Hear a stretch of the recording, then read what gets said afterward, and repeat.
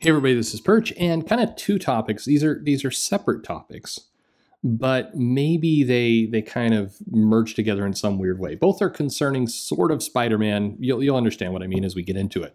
So first, we lead in with kind of just some basic breaking news, and the news is that Sony has announced they are starting to work on the second trilogy with Tom Holland and Marvel for Spider-Man. This is Sony Pictures Entertainment exec Amy Pascal announced further collaboration with Marvel Studios for a new Spider-Man trilogy starring Tom Holland. So there had been a lot of speculation that this movie coming out in December, the No Way Home film, was going to be the last Tom Holland film. I remember saying at the time that seems very unlikely given the money they're making and kind of the popularity and where the MCU is in general. I think neither Disney nor Sony wants to let go of that for now, and Tom Holland seems definitely interested in continuing to portray the character as he should.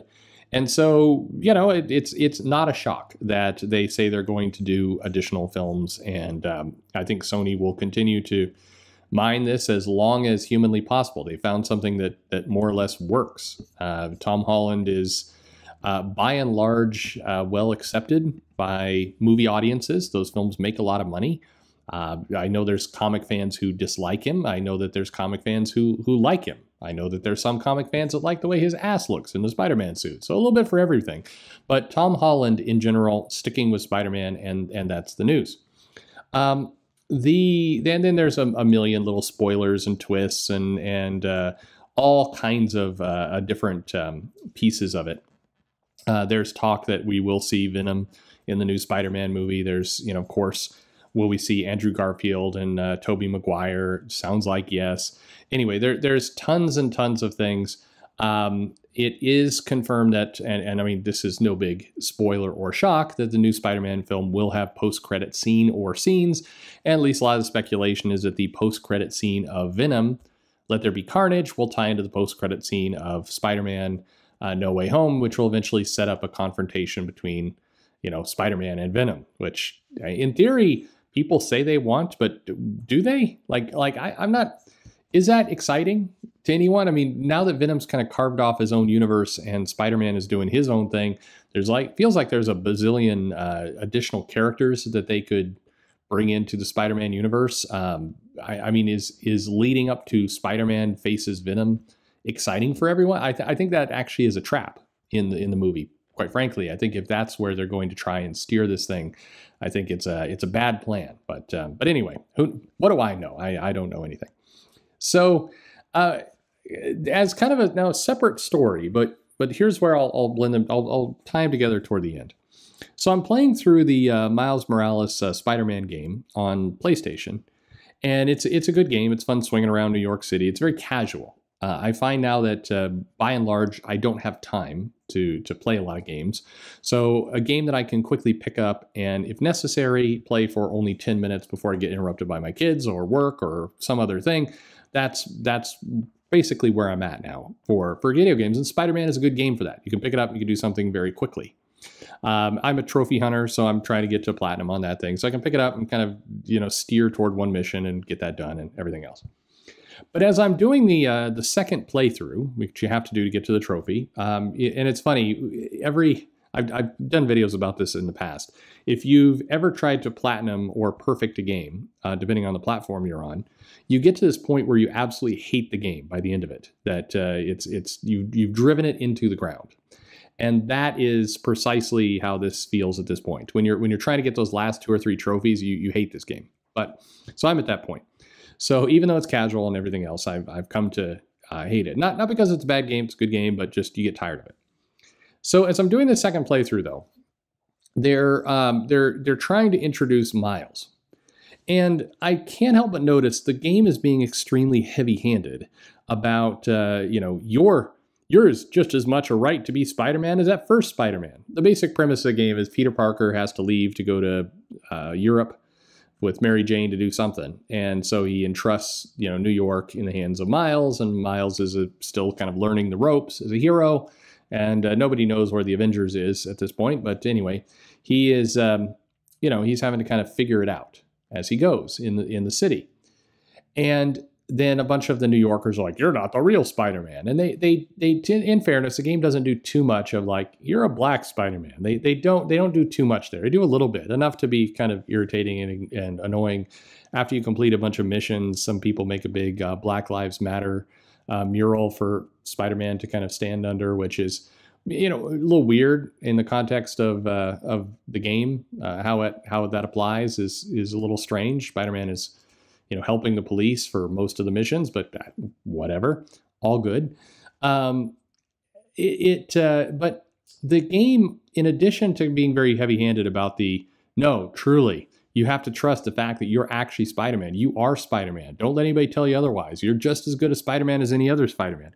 As a player, you're like, yeah, I get it. I'm playing as Spider-Man. I don't need the affirmations in the game. It feels like you're trying to convince me of something, as opposed to actually, create some story beat here. You're trying to convince me that this is the case. But it's the introduction of powers. So I remember this in the comics, but it really hit home in the game, probably because it's compressed, that you have all the powers of Spider-Man. You can flip around, you've got the strength, you've got the acrobatics, you got all this kind of stuff. But you then get the Venom Blast, which Peter doesn't have. You got the ability to kind of discharge electricity or whatever it is, the energy. And then you also get the stealth power. And the way they introduce this is you can do everything I can do and more. You've got the Venom Blast.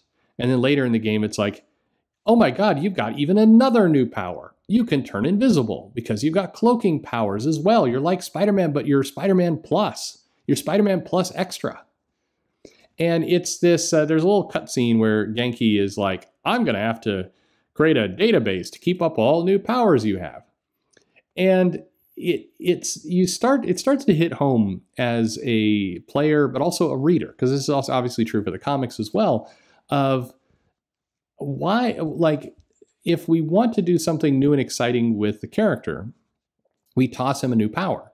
And by the way, this isn't related to any kind of diversity push or anything else. If you have been reading comics for a while, you will remember that there was a while Spider-Man during the other storyline where he got, more kind of spider powers. They're always tweaking this kind of stuff.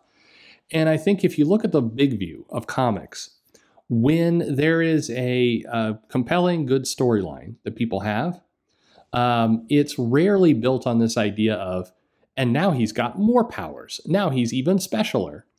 It really does feel like, and South Park just did this post-pandemic special cartoon, and they're one of the jokes is that all the stores have added the word plus or max or extra.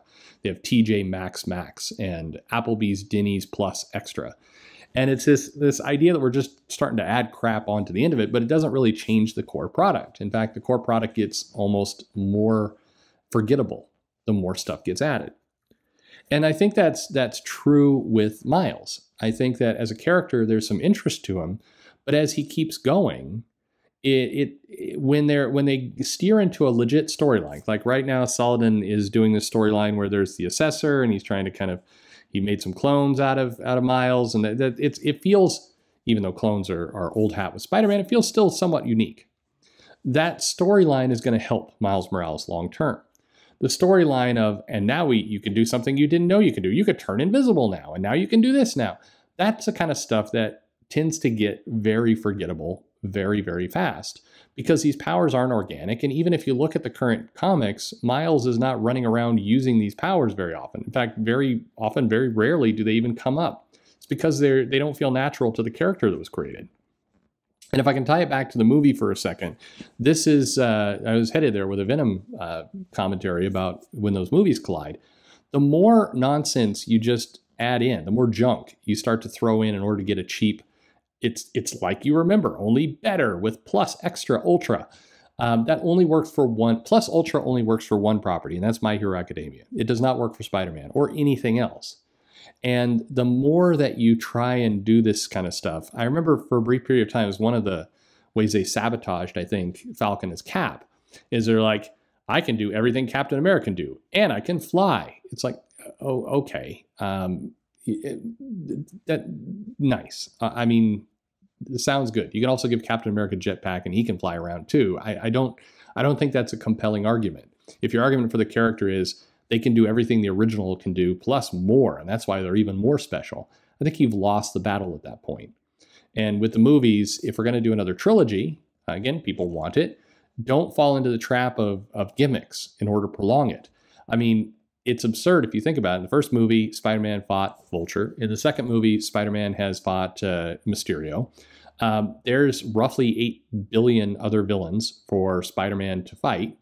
In this one, he's going from the Vulture, origin story, to Mysterio, kind of, Spider-Man's over in Europe, some chaos there, to the entire multiverse and all the previous versions of Spider-Man, plus all the villains, everybody all at once, and I'm sure that movie will be fine, but it does feel a little bit like they've left some value on the table, because the Spider-Man's first meeting with, say, the Lizard or Electro would be a pretty cool moment. We're now going to get it as kind of a parade of villains in this movie, and it makes you wonder what are they then going to do for movie number 4? Are they going to be able to do a 2-hour movie where he fights Kraven? Or is that going to seem super boring and they've got to go ahead and load in more people? It's one of the problems that happened with Batman, where it's like Batman fought the Joker, then Batman fought the Penguin, and we introduced Catwoman. So for the third movie, we're going to let's put the Riddler in that movie and Two-Face in that movie. And then next one, let's get Mr. Freeze and Poison Ivy and Bane, and we'll just keep piling more and more shit onto this thing until the entire franchise topples over.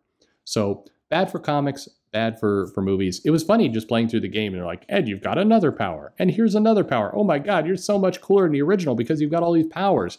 And the more they added, the less cooler than the original it felt. Anyway, my opinion, maybe you have a different one. Let me know in the comments below. Like and subscribe, of course. And thanks for listening.